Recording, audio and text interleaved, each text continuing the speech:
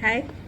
Okay, so one of the worst pieces of advice I ever got is start from the start. Actually, you have to start from the end, and you have to look at it from the perspective of this is my life, and I'm putting time and energy in it. So end is very critical. If there is no end in sight, then why would you even start, right? When you're in your 20s, maybe you can start from the start, but at a certain point in your life, you do mature, and even if you're starting something new, you kind of realize that okay, there is enough experience to even on day zero have 100 days behind you, right?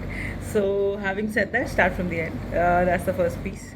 And second is, I don't know about you, but I'm really surrounded by these pied pipers from like some of the Ivy League colleges in India and abroad who all they want to do is change the world. And while that's very seductive, and of course everybody wants to change the world and build for this and build for that, what is very very critical is to realize that when you're building from the end and you're building for the future, especially at population scale, you have to look at the human also, because anybody who does not have basics in place, like if you see somebody who maybe does not know how to manage people, who maybe is struggling with personal relationship, who is not healthy, who is angry, who is just not a good enough human, who's not kind, who's not generous, who has ego, who's not collaborative. All of these things actually would be a better indicator if that person will succeed or not in the current environment, vis a vis if they speak the good talk.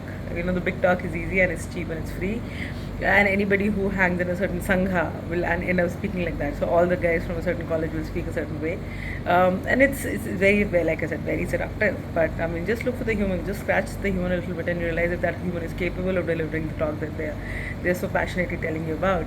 And I think a large part of leadership is to be able to call out the con. It's actually nothing else. So start from the end, call out the call, look for a generous, kind human who's collaborative and not competitive, and who can build people up. And if you can have all of that in place, then it's a recipe for success.